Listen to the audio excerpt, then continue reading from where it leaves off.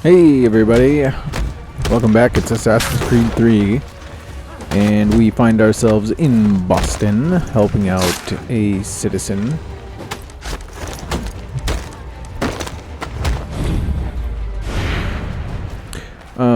But before we're all done here, we get a database entry for the Boston Brawlers.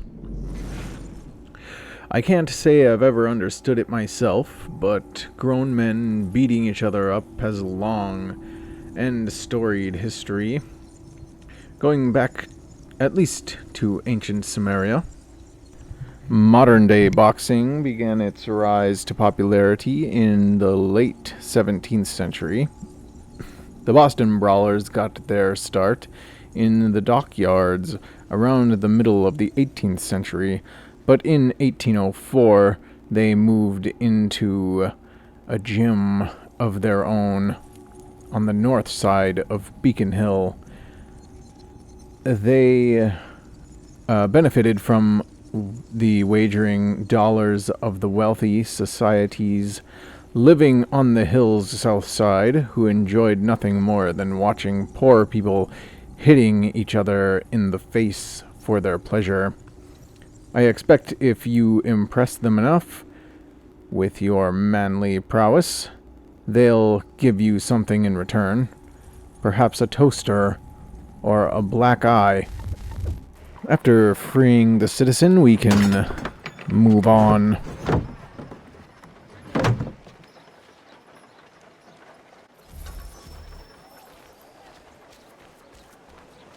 Empty that purse. God-forsaken thugs! Give me all We found a your new coin, icon you know and that. head into the bar to investigate. Pay up, for I thought you one.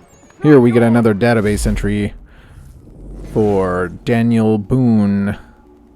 Born 1734, he was a hunter and trapper who, though through skill and luck, went on to become a near mythic figure in stories about the American frontier. Boone was born in Pennsylvania, but moved with his family to North Carolina in 52.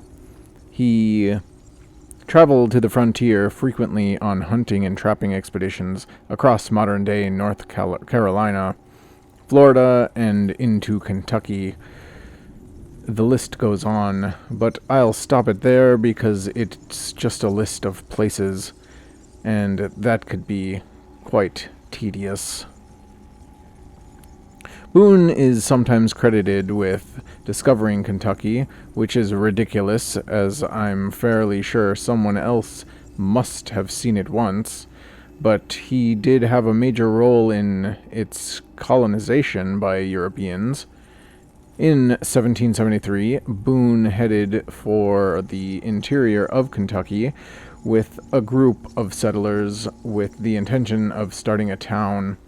Now, the Kentucky interior had technically been ceded to the British after the Treaty of Stanwix, but not all of the indigenous residents agreed with the treaty or the incursion into their traditional lands. Boone's group hadn't gone far when the party was attacked. Boone's son was captured and tortured to death, and the colonists left. However, Boone went back in 75 when he was hired by the Transylvania Company to blaze a trail to the interior known as the Wilderness Trail. Boone settled in the area, founding the town of Boonesboro, Arrogant, which he later helped to save from attack by Shawnee warriors in the opening years of the Revolution. Boone was made famous in his later years, not so much by his adventures, though he had many, which I'm sure he'll tell you about, but by books written about his life, some of which contained, let's just call them historical inaccuracies. The one where he wrestled a 60-foot man-fish springs to mind. In reality, Boone wasn't one to embellish his experiences, which may be why people felt they needed to do it for him.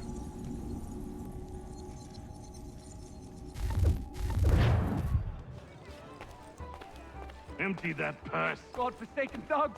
Give me all your coin. You know how this works. You bastards! Pay up, for I sock you one. It's not yours! So you're the lad. Neighborhood could use more men of action like Empty yourself. that purse. My name is God-forsaken Connor. thugs! That's Give a me all lovely your name for a coin. man You from know how Wales. this works. What's your You real name? bastards! Radohan Pay Gelon. up, A strong name. for I You should sock use it. you one. It's not yours! Mine's Duncan. Plain as they come. If you've the time to spare, I'd urge you to keep on doing what you're doing. This Give me infernal all gang your needs to be coin. stopped. You know how this works. You bastards! Pay up, Your work is bearing fruit, my for I boy. sock And I'm you close one. to figuring out who's orchestrating this ugly symphony.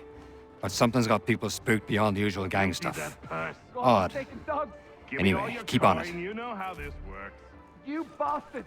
Pay up, for I sock you one. I don't exactly know who he's talking about. I think Empty maybe that I missed purse. something. God-forsaken thugs! Give me all your coin. Either way, I'm gonna shut these guys up.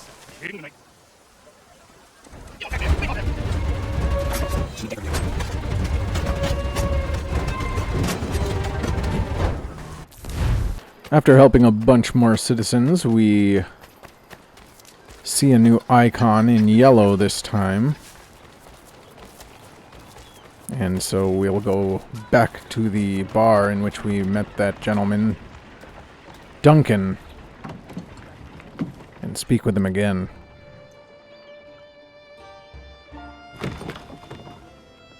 Ah, Connor! Your work procedure. Now it's time to finish the job. I'm told this chap just materialized from the ether and nobody has a stones to, challenge him. Until now. But we'll need a gang of our own. Fight fire with fire. About time we did something about those brutes. I want in. Good on you. That's one for the lads. Come on, let's gather the rest.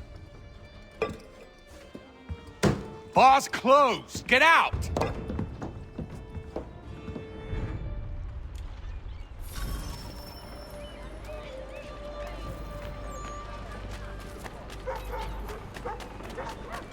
Alright, go kill the Templar leader, it says, and he's pretty good distance away, so we'll get there quick.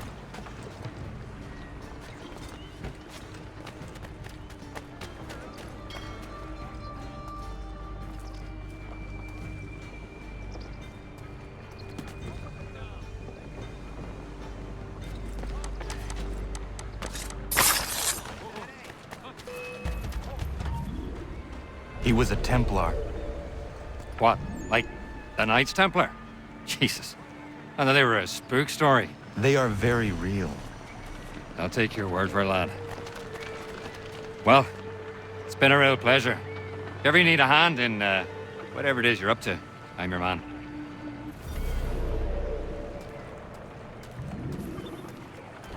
You probably think I'm gonna ask him to move a couch or something. He should know better.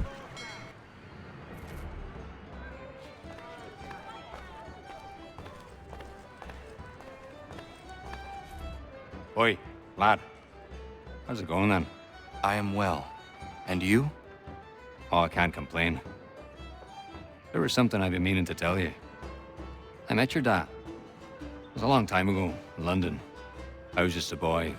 Well, didn't meet him really, just saw him do a fella in at the London Opera House. I was sitting in the balcony with an uncle of mine, went to have a piss, and when I came back, there's your dad. Dashing as they come he was, shirt, jacket, immaculate. My uncle was just slumped there. Looked like he was sleeping, but I knew better, even if I was only a child. Your dad locked eyes with me. And I don't think I've ever been so frightened as I was in that instant. It wasn't a fear that he was going to cause me pain. It was this sense that he saw right through me, into my heart, and he would crush it if it had pleased him. But He didn't. He just raised his finger to his lips and gestured for my silence. I complied. And then he was gone. That must have been in the days before his betrayal was made public. He would have sailed for the colonies not long after. I'm astonished that you were actually there. You can imagine my surprise when I saw his face.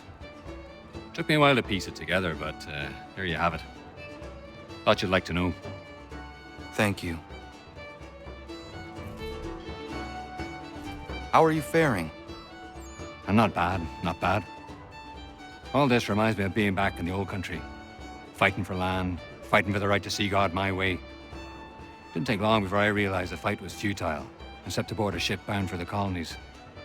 People over there are so wrapped up in how you perceive the Lord, they forget we're all part of his flock. Stories change, Connor. The way people tell them evolves. It's no different in the Bible, and I believe that's the real root of all the strife back home. But nobody wants to listen to me. If you don't see it their way, you're a heathen. But I feel we're honestly making a difference here. That our presence is felt, if not appreciated by all. And it makes me sleep easy at night, and that's all a man can ask for, really. I would like to visit your home country someday. How would you know? You'd turn a head or two in the Emerald Isle, I'll tell you that. Maybe one day I'll muster up the courage, go back, I'll bring you with me. It'd be good for a laugh at any rate.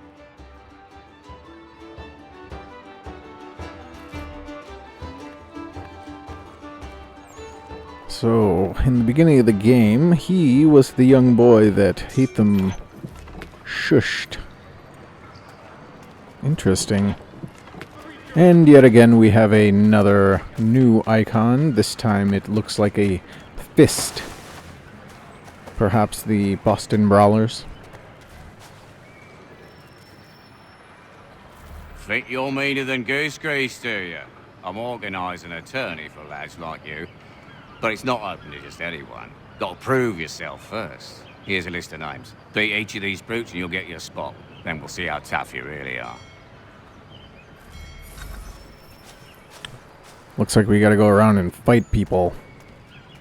As we're feeding some chickens and this turkey, this man stops Don't mean us. to bother you, but I couldn't help but notice what you've done. Real good of you. What is happening here? Regulars have taken to conscribing the young ones round here. It's not right. I was thinking that maybe we could do some good together, if you had the time. What would you have me do? More of the same, actually. I got a plan cooking, but the folks need to know they've got someone to turn to. Find me when you're done. There's still conscribing kids all over. But I wager you've been off frying bigger fish. A while ago, I had bought a map for the trinkets and a map of chests, so we're not going to show them anymore, but as you saw, we can find one over there. Next to that house, right in this area here. But yeah, you can buy all those maps like before, so I won't need to show them. It seems at this point that the British have been conscripting children and adults, just anybody they can really get to work for them. And that must be stopped.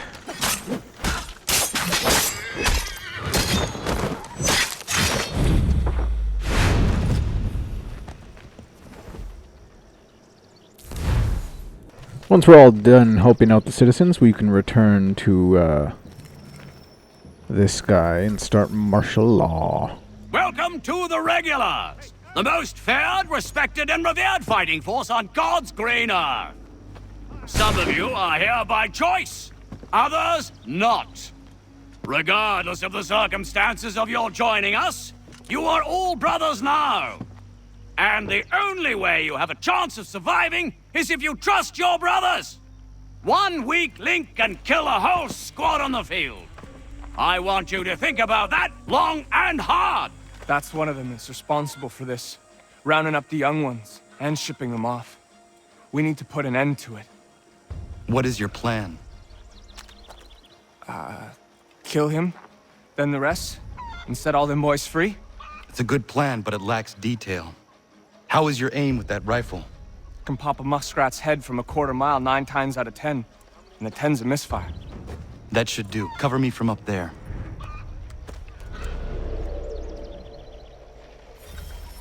It's gonna be like shooting womp rats in his Teen 16 back home. Looks like we found some of the gentlemen that were conscripted. And the children walking around, perhaps. It's time to ease this man of his burden. Getting on that ship and setting off for a different sort of training. Understand? You've been selected, not for your talents or fighting prowess, but because of the way you think. You will soon find out what all this means, but know, it is a great honor. Some of you...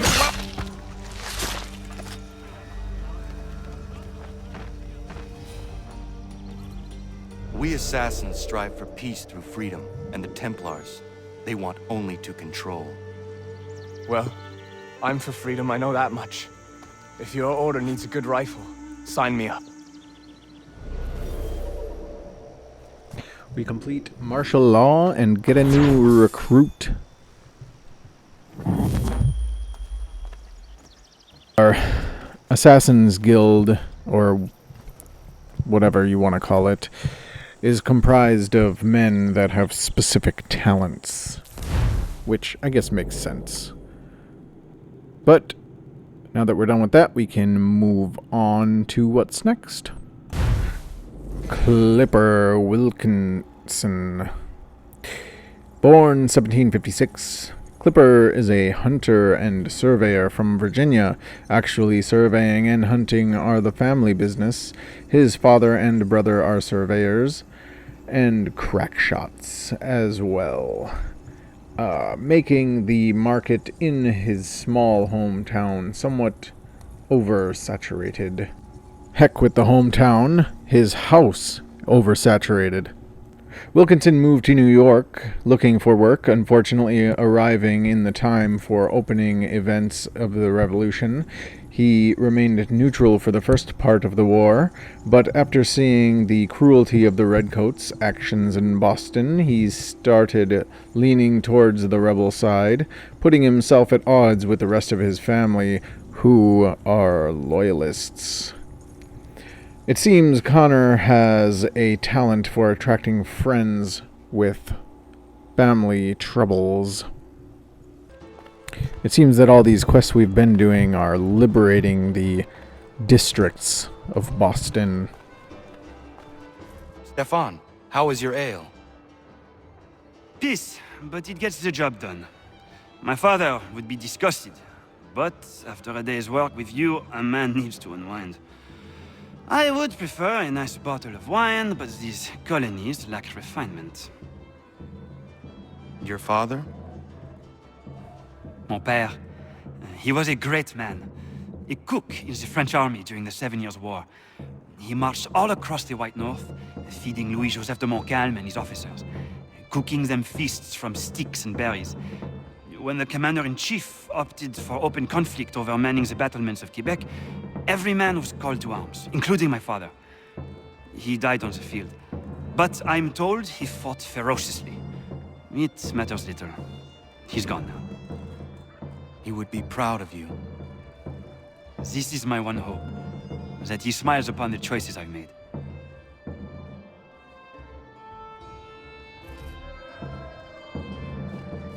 Connor, do you have time to sit? I do. Good. I have been meaning to ask you, how did you come to all this? I did not ask for it, but I feel it was meant to happen. I was just a boy when I met Achilles. He made me a warrior. Is that easy? I miss the kitchen, if you can believe it. I had more control in that world than I ever will in the one we inhabit. But more people get to taste the fruit of my labor in this line of work, and for that, I am satisfied. We may change things yet, if we press on. Frenchmen from the north never grow weary. Just ask the women.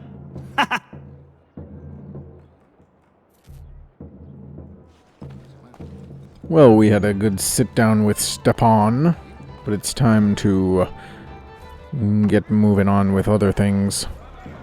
And by other things, I mean infiltrate this fort, destroy their munitions cache, and raise a rebel flag in place of the British one.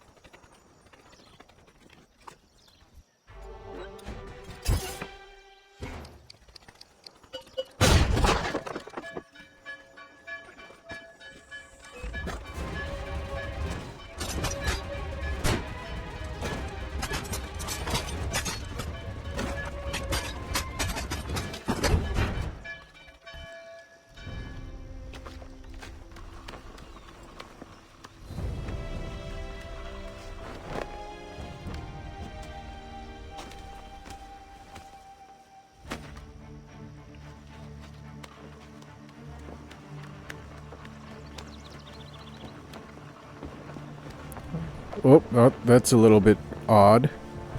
I have some questions about that. One, who gave him that flag? Two, one man made them abandon the fort? I don't think so. I guess these guys are out here, so sure. But also, that flag probably wasn't invented yet, I don't believe. As I do believe that that specific flag was made in 1776 and probably wasn't distributed widely. You know, even after that point, I think Betsy Ross would have made that one, and again, she'd have to either get a bunch of people to, make them, or she would have had to have made them and distribute them, and then Connor would have had to get his hands on one. I don't know. The implications for that flag at this point in the game are something else. They could have used one of the other flags that was being used at the time. Perhaps the Don't Tread on Me flag. They probably could have used that one. But actually, come to think of it, I don't know if that one was even around yet either. So, I don't know what he would have used, but it's definitely not that one. Seems there's a little underground bunker here. Oh, with a little treasure chest. And some British soldiers still hanging about. Probably a good hiding spot for them. Whatever. Alright, moving on. Next we find ourselves at, I believe this is Fort Independence. Time to liberate it. Unfortunately, I do have to say that I died enough times that it became night on the game, but hopefully this helps our approach. Also, even though the location is okay, the fort itself didn't look like this. It wasn't a box. It was more of a star look. From my understanding, and it had lots of grass on it, as it does today, I believe, from the images that I could research. It is also a location in the game Fallout 4. I believe that you can make it into a settlement or something, or maybe it's part of the main quest line. But, yeah, I saw that it was in that game as well. But the point is that this game depicts the fort inaccurately. It is cool that we get to visit it, but again, it's inaccurate. I'm sure that it wasn't thing on their to-do list to make everything perfect or anything like that, but it just would have been cool, as all. I'm sure it had to be slimmed down to fit properly into the game, else it would be huge or something like that, and it wouldn't make any sense. So they more or less seem to copy and paste the forts, more or less, and that's okay.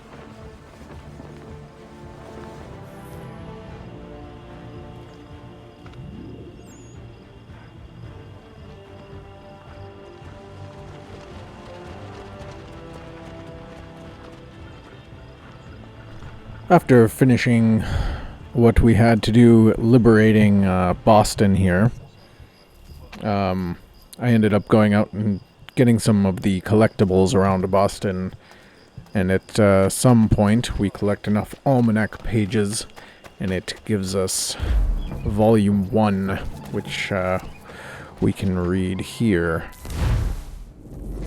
Poor Richard's Almanac, 1737, volume 1. Preface.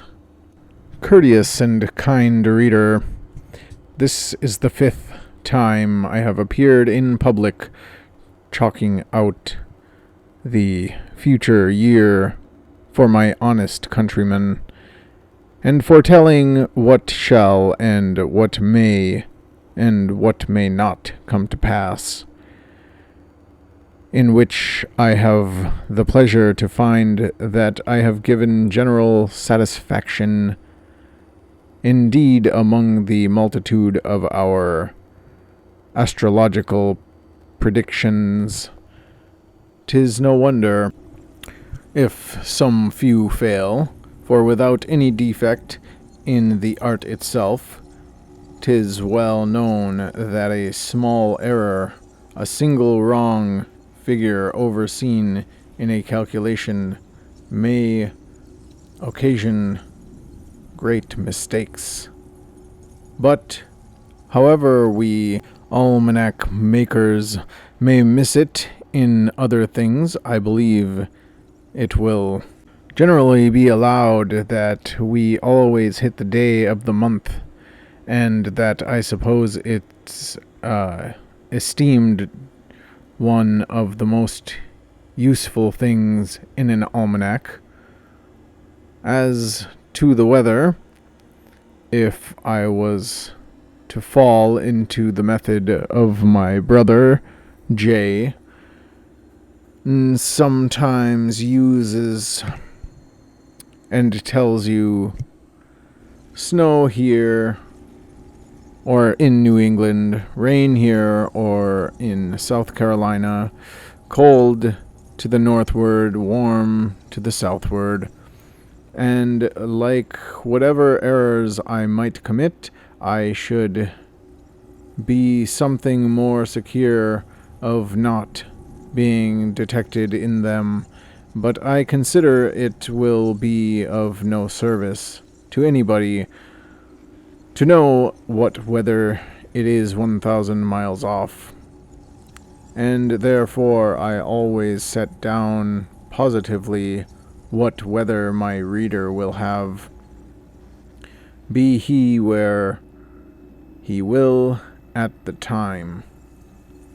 We modestly desire only the favorable allowance of a day or two before and a day or two after the precise day against which the weather is set, and if it does not come to pass accordingly, let the fault be laid upon the printer, who, 'tis very like, may have transposed or misplaced it, perhaps for the conveniency of putting in his holidays, and since, in spite of all I can say, people will give him great part of the credit of making my almanacs, 'tis but reasonable he should take some share of the blame. I must not here omit to thank the public for the gracious and kind encouragement they have hitherto given me. But if the generous purchaser of my labors could see how often his 5 pence helps to fight up the comfortable fire, line the pot, fill the cup, and make glad the heart of a poor man and an honest good old woman, he would not think his money ill laid out, though the almanac of his friend and servant. Our Saunders were 1/2 blank paper, rattlesnake herb. The Indians long made a secret of the herb they used in curing the bite of a venomous reptile, a rattlesnake. I hope it will be an acceptable service to these parts of the world if I make it public by the following description with the figure of a leaf of it. The top and branches of the plant are thick set with small yellow flowers in August, September. It is a species of goldenrod, known from the other sorts by the smoothness of the leaf and its pungent taste, and occasioning, when chewed and swallowed, a small stoppage of the breath and contraction in the throat. And the stalk, which is in some places less than a yard in height when at full growth, in others more, is of dull purple color, and smooth, and covered with a fine blue dust, like that on many of the English plums. It grows in most woodlands, but under the shade of trees is seldom rank or large, or with more than 1, 2, or 3 stalks. It is also found on the banks of dry ditches, and sometimes in them, and in hedgerows, but it is most luxuriant near to run sides, if the soil be rich and not too moist, nor too much shaded. The root continues over the winter, and if set in a good garden, will send forth in the 2nd or 3rd year at least 50 stalks. The Indians use it variously. Sometimes they bruise it between stones, and sometimes chew it and spit in the patient's mouth. Some lay it to the wound, others about the wound. Sometimes they boil it and give the water to drink, washing the wound with it likewise. But always some of it is to be swallowed, either with the spittle or with water. Hints for those that would be rich. The use of money is all the advantage there is in having money. For €6 a year, you may have use of €100 if you are a man of known prudence and honesty. He that spends a groat a day idly spends idly above €6 a year, which is the price of using 100 euro. He that wastes idly a groat's worth of his time per day, one day with another, wastes the privilege of using 100 euro each day. He that idly loses 5 worth of time, 5 seconds worth of time, loses 5 seconds, and might as prudently throw 5 seconds into the river. He that loses 5 seconds not only loses that sum, but all the other advantage that might be made by turning it in dealing, which by the time a young man becomes old amounts to a comfortable bag of money. Again, he that sells upon credit asks a price for what he sells, equivalent to the principal and interest of his money for the time he is like to be kept of it. Therefore, he that buys upon credit pays interest for what he buys, and he that pays ready money might let that money out to use, so that he that possesses anything he has bought pays interest for the use of it. Consider then, when you are tempted to buy any unnecessary household stuff, or any superfluous thing, whether you will be willing to pay interest, and interest upon interest, for it as long as you live, and more if it grows worse by using. Yet, in buying goods, 'tis best to pay ready money, because he that sells upon credit expects to lose 5% by bad debts.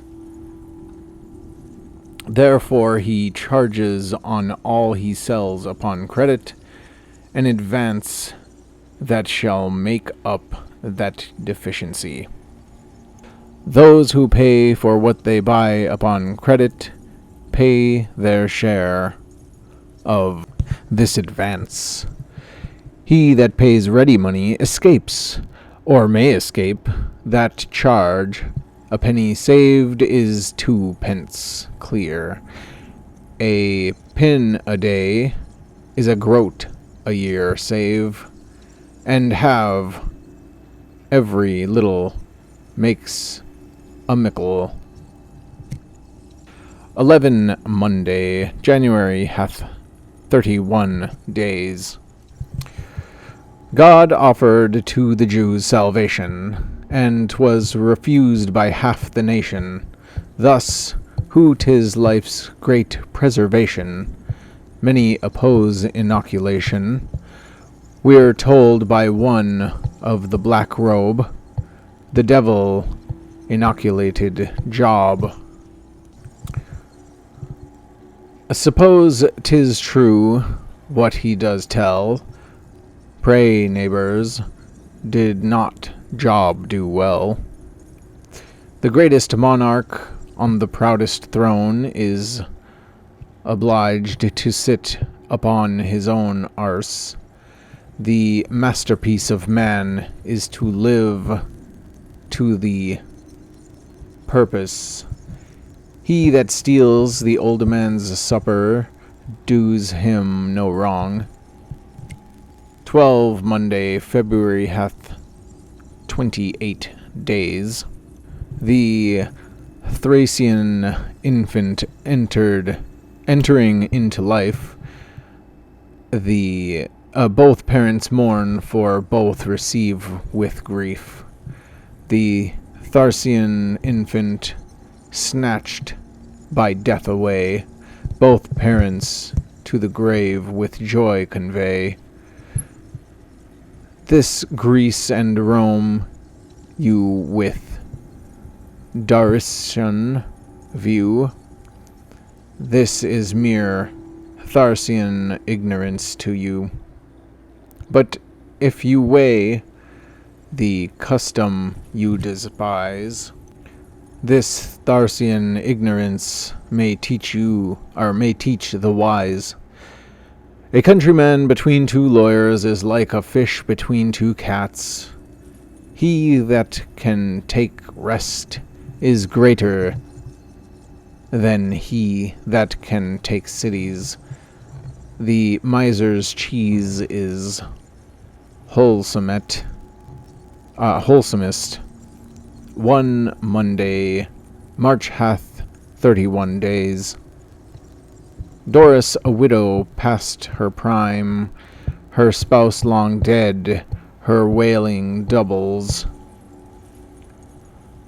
Her real griefs increase by time. What might abate improves her troubles.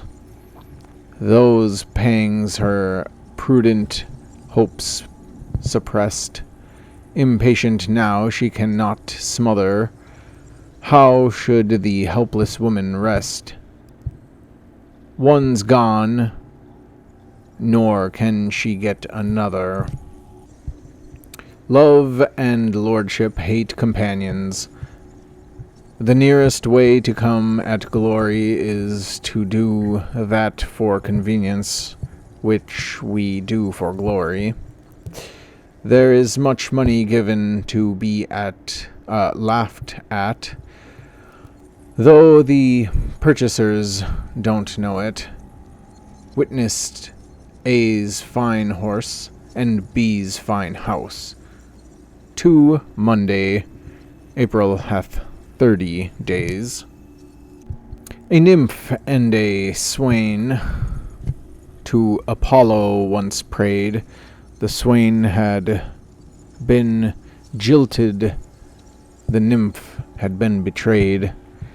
They came for to try if his oracle knew, a nymph that was chaste, or a swain that was true.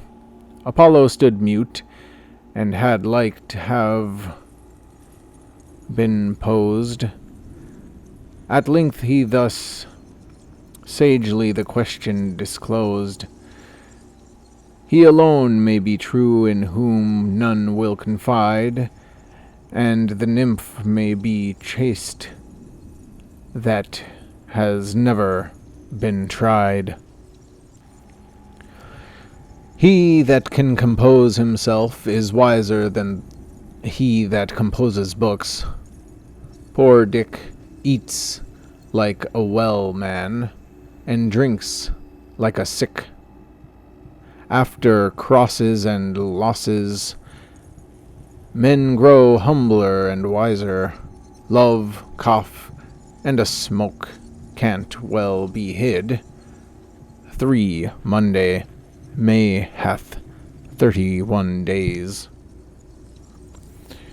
Rich gripe does all his thoughts and cunning bend.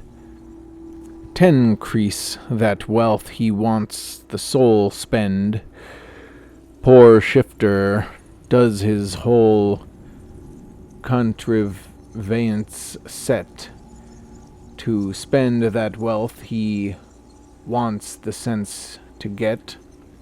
How happy would appear to each his fate, and gripe his humor, or he gripes estate.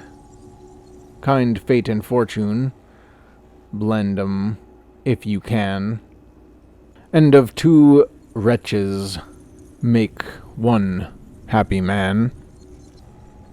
Well done is better than well said. Fine linen, girls and gold so bright. Choose not to take by candlelight. He that can travel well afoot keeps a good horse. There are no ugly loves, nor handsome prisons.